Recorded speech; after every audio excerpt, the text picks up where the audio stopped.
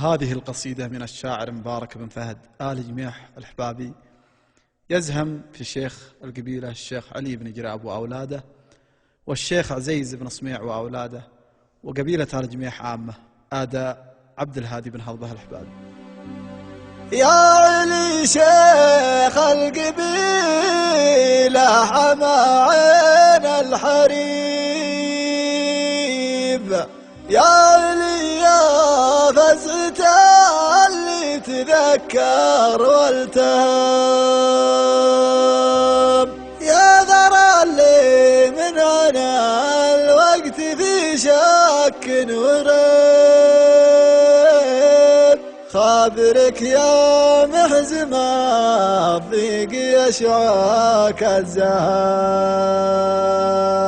لا إله إلا الله الواحد العدل الرقيب، لا إله إلا الله الواحد العدل الرقيب، يا لشان خالق الخلق جود من عدم، يا الله انت افزع لمن هو من الدنيا صويب، اكسبه من جور الايام حسرة وندم، الليالي كل يوم لها وجه غريب، جارت اصطفى المقادير والحظ انهزم، يا علي شيخ القبيلة حما عين الحريب، يا علي يا فزعة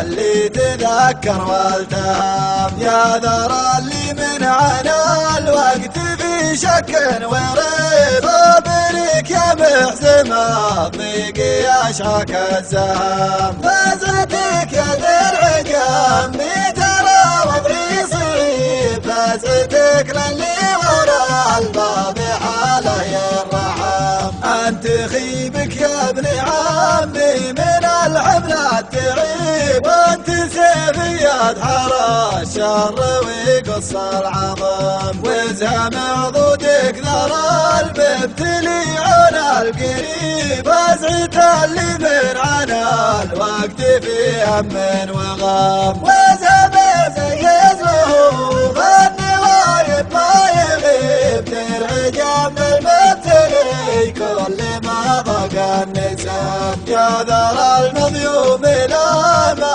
عراني بالذيب، يا حزامي ساعة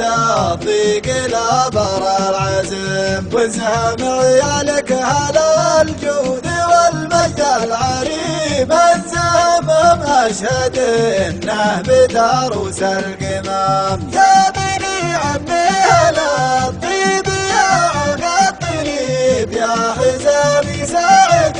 الضيق لا ينسى الكظام، يا بني جماح يا اهل الوفا امر وشيب، افزعوا تكفوني